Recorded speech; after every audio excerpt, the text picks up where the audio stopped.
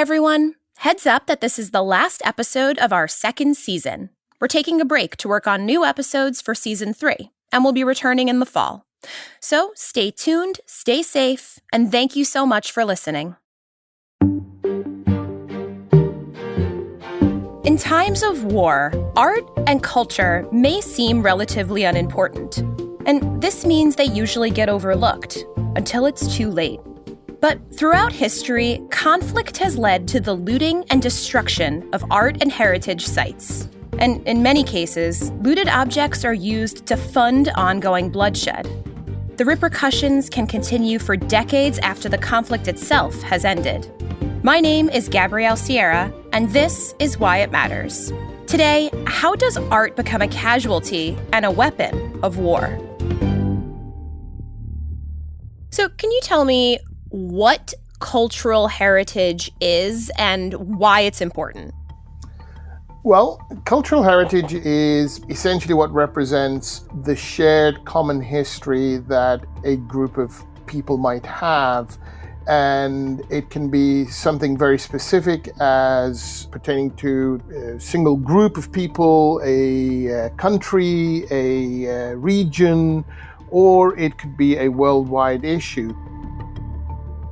My name is Amr Al-Azm. I'm a professor of Middle East history and anthropology at Shawnee State University in Ohio. Cultural artifacts are part of your heritage. So if we're thinking of past cultural heritage, you're thinking of the remains left by ancient peoples, civilizations, etc. And these can be archaeological sites, archaeological monuments, and also artifacts left behind. And an artifact can be something as simple as a stone tool, a sickle, a mortar and pestle that's used to produce food, to something extremely elaborate and intricate and very, very beautiful. So how big of a problem is the looting of art and cultural heritage of cultural artifacts? Looting is a huge problem, but it's also important to point out right away that it's not a new problem. It's a problem as old as human history itself. As long as we have had tombs, we've had tomb raiders. As long as there have been civilizations, there's been an army waiting on the next hill to come in and plunder them. We've seen throughout history that culture has always been a weapon of war. Hi, I'm Tess Davis, and I'm Executive Director of the Antiquities Coalition, a not-for-profit organization in Washington. It starts in places like war-torn Cambodia, war-torn Cyprus, war-torn Iraq or Yemen or Libya, or the list goes on. And this is funding conflict. It is funding terrorism, and it's certainly funding crime around the world, which is why everyone should care about it, regardless of whether they're interested in culture or the arts or preservation. One problem that everyone has faced who's working in this area is that so many view this as a white-collar, victimless crime, and that's if they view it as a crime at all. But that's not the case. It might end up a white-collar crime at the end, but it doesn't start that way. And these are cultural objects, and they really run the gamut from those that are looted from archaeological sites or stolen from museums or other collections in war zones, and then trafficked by armed groups, either to finance the hostilities or sometimes by individuals to exploit them for personal gain. From the perspective of an archaeologist, of a historian, when an artifact is removed from its context, we lose priceless history that we're never going to get back again. Many of these are sacred objects that were never meant to be bought and sold. They are pieces that were, hacked off of a Hindu temple or a Buddhist shrine. They're not meant to be commodities. And many of these sacred places, they're still sacred places. And when an object is taken from them, it's as if it's destroyed because, that villager in that village are never going to see it again. And, it matters a great deal to these communities.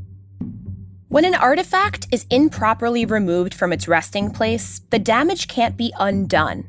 The losses are devastating. So what's driving the looting? Areas like the Middle East are extremely rich in cultural heritage. Every Syrian lives either on top of an archaeological site, right next door to an archaeological site, or within a stone's throw of an archaeological site. Now, you put stress, you put a conflict, you put a situation where people lose their livelihoods, and they will turn to looting. And so much, in fact, of the looting that we see today in conflict countries like Syria, like Libya, like Yemen, is very much associated with what we refer to as subsistence looting. People will turn to loot in order to survive, to make ends meet, to try and find an additional source of income. And certainly there is a long established history as well of criminal elements, mafias, gangs, or corrupt officials in many of these countries, So you find that added factor in making looting lucrative, but also highly destructive, as we see when it's completely uncontrolled. War leads to lost livelihoods and pushes people to steal and sell items to get by. But throughout history, looting has also happened on a much larger scale. Not just the plundering of archaeological sites, but the outright theft of art from individuals. One of the most infamous cases was perpetrated by the Nazis, who plundered hundreds of thousands of paintings, sculptures, books, and religious objects during World War II, as much as 20% of all the art in Europe. The looting was carried out with ruthless organizational efficiency, and many of the objects are still being tracked down today. In response to this theft, a group was formed to save and document art during the war. You may have heard of these guys called the Monuments Men because of a Hollywood flick. You can wipe out a generation of people, you can burn their homes to the ground, and somehow they'll still come back. But if you destroy their achievements and their history, then it's like they never existed. The theft also led to the creation of the 1954 Hague Convention protecting cultural property. It established the first rules safeguarding locations and items of cultural importance in the event of armed conflict. This same convention made it a war crime to intentionally target cultural property. And yet, while these international frameworks are essential, looting continues to happen every day, and art and artifacts remain backburner issues when the world turns its attention to conflict. I frequently get asked with regards to, say, a place like Iraq or Yemen today, that now is facing COVID on top of civil war and other epidemics, disaster after disaster. Is it disrespectful to even work on this issue when they're dealing with so many other problems? And what they've told us is that's when it matters more than ever. We want to have this culture to pass on to our children. When everything else is threatened most, that's when this matters most. For years now, Tess has focused her attention on Cambodia, where she has worked with the royal government to preserve and protect cultural artifacts. The case of Cambodia is very important because what we're seeing today in Iraq, in Syria, and Yemen, it happened before. And as we see it, a generation ago, the global hotspot, it wasn't Mesopotamia, it wasn't Iraq and Syria, it was Indochina, Vietnam, Laos, and Cambodia. And in Cambodia, which is celebrated now for its Temple of Angkor Wat, which frequently shows up on the must-visit list. You'll see from Travelocity and places like that. In 1970, war erupted between the government and the Khmer Rouge, and that led to decades of civil war, of genocide, of foreign occupation that ended really only with the 1998 death of Pol Pot. And by the time this was all over, a quarter of the population's lives had been lost to starvation, to disease, and to outright murder. And like we're seeing today in the Middle East and North Africa, the Civil War, it triggered an organized industrial trade in antiquities. And the purpose of that was to bankroll further violence in the conflict. It was intimately connected. And this trafficking went hand in hand, as we're also seeing today in the Middle East and North Africa, with the deliberate and systematic destruction of targeted groups and their heritage. And there's this real connection between plunder and destruction, which, it blurs the scene a little bit, but they go hand in hand, whether you're talking about World War II, whether you're talking about the Cambodian Civil War, and whether you're talking about, ISIS in Iraq today. When it comes to the battle against the Islamic State, much of the world's attention is focused, of course, on the murders and the mayhem it's wrought. But there have also been a series of attacks on antiquities and cultural heritage. This video appears to show the inside of a museum in the Iraqi city of Mosul.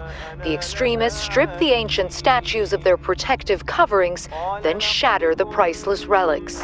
More than 3,000 years of history obliterated in seconds. What roles do terrorist organizations play in this process? ISIS is a good example of how this sort of happens. The looting had already started in Syria from as early as 2012. And so when ISIS eventually emerges at the end of 2013 and into 2014, it emerges onto an already existing situation as far as looting is concerned. They first and foremost take over the trade and institutionalize it. They start off by first saying to people, okay, you can continue looting, but you have to pay a 20% tax on anything that you sell. They also started to issue looting licenses to individuals. So you would go to the local ISIS emir who controls an area, and you say, hey, look, I want to loot this site. And the emir will give you a permit, and then you go and start digging. But very soon, I think, ISIS realizes that this is a very profitable venture, and they start to get increasingly involved themselves. They start to hire their own crews, they start to bring in heavy digging equipment, and they start to also host these auctions. One of the biggest and most important was in Raqqa, and they set up an entire department as part of the Office of Mineral Wealth and Resources. So they institutionalized the looting of cultural heritage because it was financially profitable for them.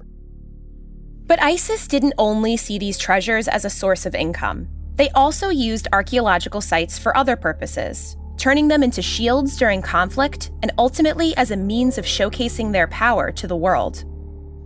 They saw cultural heritage as a resource on many different levels. So, for example, when the international coalition started to do airstrikes on ISIS after 2015, ISIS started to use important cultural heritage sites in Syria and Iraq to put their ammunition dumps. They used them as training camps for their goods. I have seen pictures collected by some of our activists who worked with us in Syria by citing oil refineries on archaeological sites.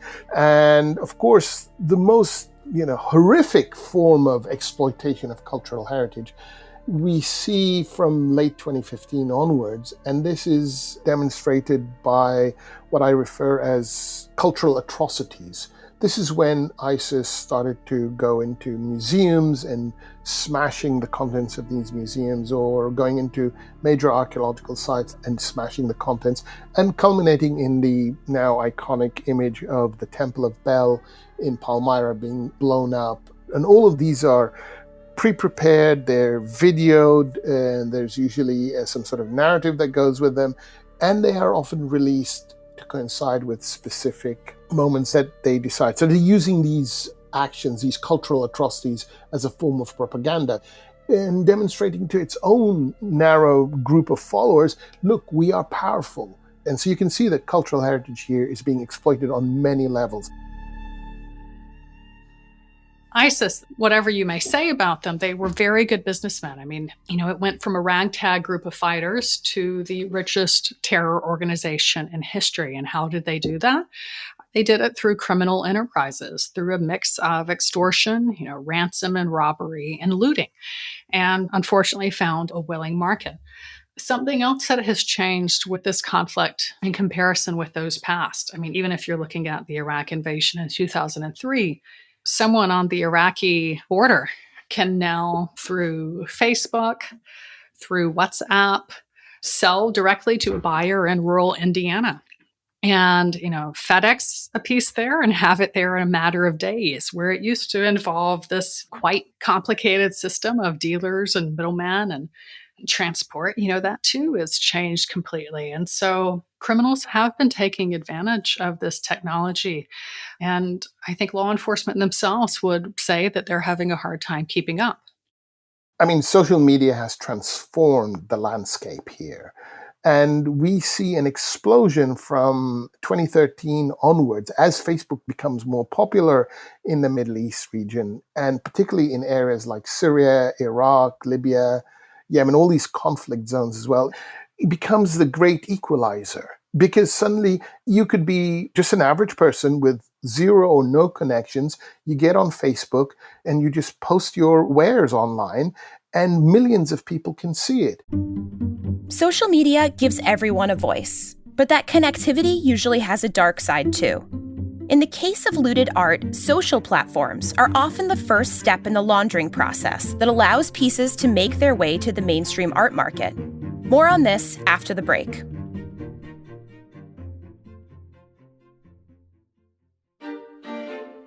These days, the 24-hour news cycle can feel more like 24 seconds.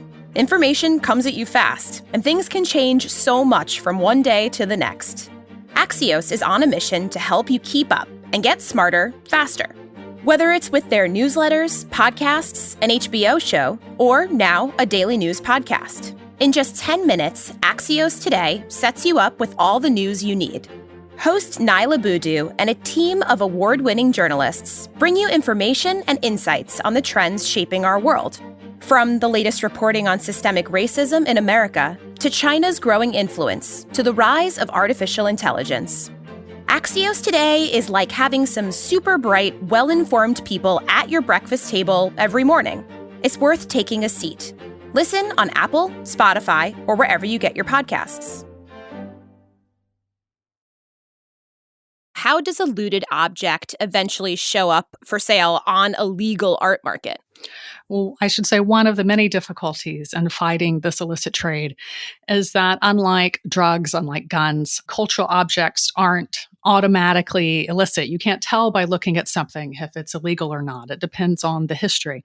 And in fact, for this reason, if you look at the research, the scholarship that's being done on this, increasingly criminologists are comparing it more to laundering, that these things aren't just being trafficked, they're being laundered onto the legitimate market. The art market is the largest unregulated legal market in the world. You can buy a car for hundreds or thousands of dollars, and you get a VIN number, you get an ownership history, you get all of these things. But you buy a $500 million painting, and you don't know the name of the person who's selling it. And how many industries does that happen? And I think it's been able to continue like that, again, because of this mistaken concept that art crime is a white-collar, victimless crime. And certainly there's aspects of that. But again, there's very serious reasons for governments to care about this. And one case with which I was very honored to work was an antiquity from Cambodia, a masterpiece that was looted in the chaos leading up to the killing fields. It was broken into pieces, smuggled across the border to Thailand by insurgents, most likely the Khmer Rouge. And then it was slowly laundered onto the European art market, given a false history, and then, shows up for sale on the cover of a catalog for one of the most prominent auction houses in the world. Wow. Yeah, missing its feet, which remain chopped off at the ankles behind at the site. Luckily, that piece has been returned home, but most are not. Most that disappear into the black market sadly disappear forever. Just this summer, an auction house sale of 2 Nigerian artifacts led to a public outcry after an article claimed the sculptures were likely stolen from Nigeria in the late 1960s during its civil war. And it isn't just the auction houses or museums that are guilty of these sales and acquisitions. Take the craft store Hobby Lobby, which was forced to forfeit more than 5,500 ancient tablets and seals after it was found that they were illegally smuggled artifacts from Iraq. These crimes, unfortunately, are common and often go undetected or unresolved. So what international laws are there when it comes to cultural heritage and war? The legal framework for this really only developed in recent decades. The main international law is a treaty from 1970, the 1970 UNESCO Convention. But also national law plays a very strong role. This 1970 convention was created by the United Nations Educational, Scientific, and Cultural Organization, or UNESCO. At its core, the agreement sets out to prevent the illicit trafficking of cultural property of all kinds. But the designation of cultural property is left to each individual state, so the rules can be quite different depending on where you are. The laws around this are very complicated because they vary from country to country. In the US, they vary from state to state. And because of that, it's quite a challenge for countries to recover and get these pieces back. For every headline you see of a piece going back to Egypt or to Italy or to Cambodia, those are by far the exceptions, not the rule. Even in the United States, which has some of the more favorable laws to claimants in the world, it's quite the uphill battle. When you were telling the story and you're like, yeah, and then the piece appeared on the cover of, a very prominent art house, auction house, like, isn't that the moment where people are like, the jig is up, we found it? How does that work? You would think, right? And if only it were that easy. But unfortunately, the way these trials are done, the way these cases are done in the United States, and there's a similar framework in place in the United Kingdom, is they're prosecuted under stolen property laws. The law that's used here in the US, the National Stolen Property Act, it has nothing to do with cultural heritage. So lawyers have been very creative in applying these laws. But to use the example of the piece from Cambodia, and this is true for most of these cases that are done in the US and both the UK, the government had to show that first, there was a law in place in Cambodia that claimed ownership of this statue. Second, they had to show that the statue was from Cambodia's current borders. And third, you also have to show that the piece was removed after the law went into place. And when a looter is the first person to see a statue coming out of the ground, it's rather hard to show from which side it was taken and when. Right. And you walk through many museums, and you do have to ask yourself, how did these pieces get here? And in many cases, it's not behavior that we would condone today. What about the targeting of cultural heritage during wartime? Do those rules sort of intersect with these other issues? Well, as I mentioned, this, plunder and destruction, they often go hand in hand. And the connection between cultural destruction and genocide is a very clear one. In fact, the man who was the mastermind behind the Genocide Convention had actually felt very strongly that cultural destruction be included as a definition, a requirement of genocide. And if you think about it, that makes sense. I mean, if you're going to destroy a people, you have to destroy everything that made them great, too. You don't want these reminders of wonderful things that they did. And likewise, if you're willing to destroy everything that's sacred to a people, the next step is to destroy the people themselves. There's a very, very dark connection there. And again, we see this with the Nazis. We see this with the Khmer Rouge in Cambodia, who targeted Cham Mosque, Catholic churches, and contemporary Buddhist temples. And it's something we have definitely seen, particularly by Daesh, by ISIS, throughout the Middle East and North Africa today. The history of these injustices is long, but people do push back. It's a tough job, and it often falls to individuals and local activists, many of whom risk their lives to protect cultural heritage. One of those people is Amr, who in 2014 helped organize support for activists to protect mosaics in the war-torn city of Mara, Syria. The museum in Mara contains the largest and most important collection of mosaics from the UNESCO-designated World Heritage Sites of the Dead Cities. So there's a unique and extremely important collection of mosaics stored and displayed in that museum, and it was totally exposed. We use very simple techniques, such as just literally covering the walls of the mosaics with cloth and then putting sandbags against it. This proved to be an extremely effective way to protect the museum, because a few months after that, the museum was hit by a Syrian regime airstrike. It caused extensive damage to the courtyard, but the mosaics inside the museum were protected from the blast because of the sandbags we had put on it. This museum has since been hit 2 more times as well. And in every time that the museum was hit, the contents were always protected. And we've done that in other museums as well. The other thing we do is we send out site monitors. These are local volunteers, local activists, again, who go out and essentially try to document looting activities and any damage or destruction that might occur to a cultural heritage site. We have teams out in Idlib that go out on a regular basis and putting their lives in danger here. What can a vulnerable country do to make itself more resilient to looting? And what can the rest of the world do? Yeah. Criminologists will tell you that no illicit trade in history has ever been defeated at its source. It just doesn't happen. It is a problem of demand. And right now, the United States is the largest art market in the world. We're the source of that demand, both licit and illicit. So really, it takes action by countries like the United States, places like Europe, to stop that demand. These sites were intact, in some cases, for millennia until there was a market for the material in them. And then they were destroyed in a matter of years. So spreading the word about how these things are stolen and laundered helps. It helps. In fact, I think it's the most important thing that can be done. It is hugely important that buyers beware. And there certainly is a legitimate market. But the art market, it's a market that's very easy for criminals to take advantage of because of the lack of regulation, because of this longstanding culture of secrecy. And so it really is on buyers, on the sellers to do their homework, to do the so-called due diligence, and to make sure that what they're purchasing is not the product of crime or conflict or terrorism. It's hard listening to you because I love museums, and it's really unsettling to me to feel like objects I've looked at a museum or sought out in other countries at museums, I mean, they just have so much blood and crime in their history. But how do you know which museum is the right one, where it's supposed to be? Yeah, well, I do think museums have come a long way in recent years.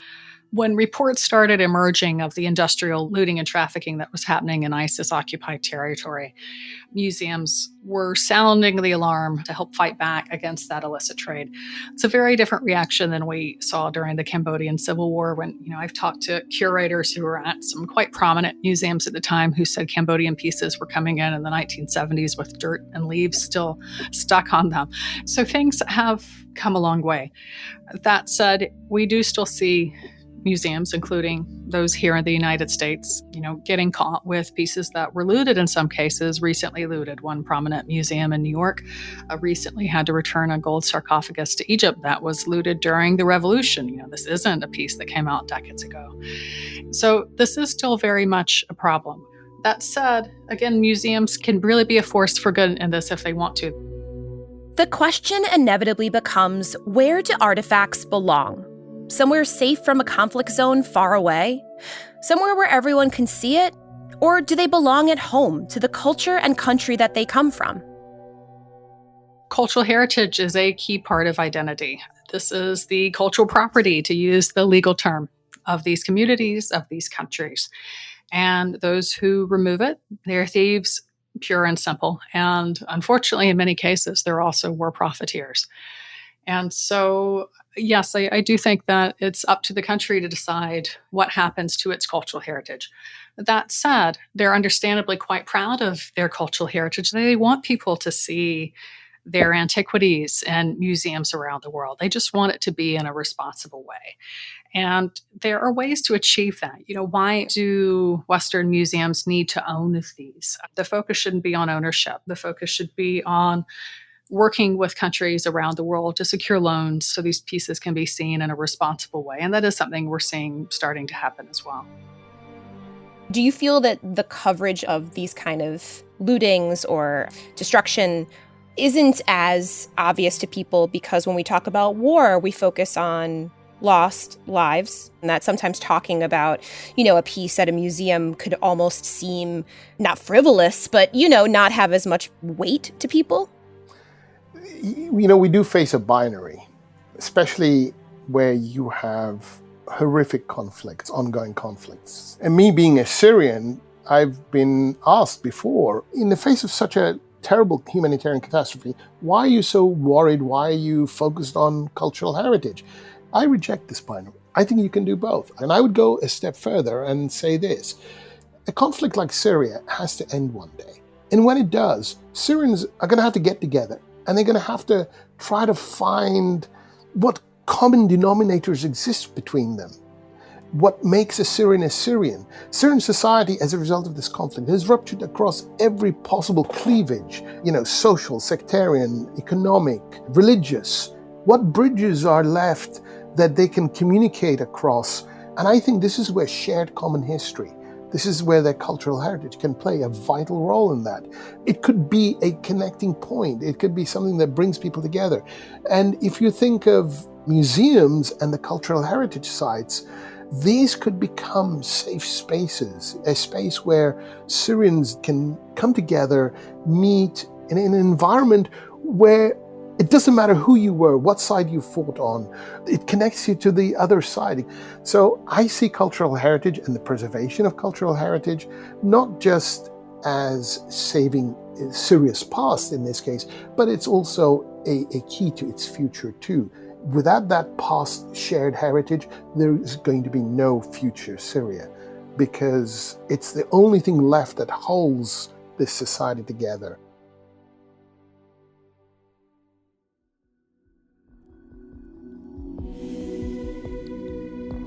Want to learn more about art and cultural heritage in conflict? Head to cfr.org/Why It Matters for the show notes from this episode. Interested in saying hi to the Why It Matters team? You can always reach out on email at whyitmatters@cfr.org. If you like the show, subscribe. We're on Apple Podcasts, Spotify, Stitcher, or any platform where you can get your audio. And if you like what you hear, please leave us a review. Why It Matters is a production of the Council on Foreign Relations. The show is created and produced by Jeremy Sherlick, Asher Ross, and me, Gabrielle Sierra. Our sound designer is Marcus Zachariah, and he also composed the track you're hearing right now. Robert McMahon is our managing editor, and Doug Halsey is our chief digital officer. Extra help with this episode was provided by the amazing Tegan Judd. This was also the final episode with our summer intern, Wynn Diefenbach, who did some incredible work and who will be missed. Original music is composed by Carrie Torhuson. Special thanks go to Richard Haas and Jeff Franke. For Why It Matters, this is Gabrielle Sierra, signing off. See you soon.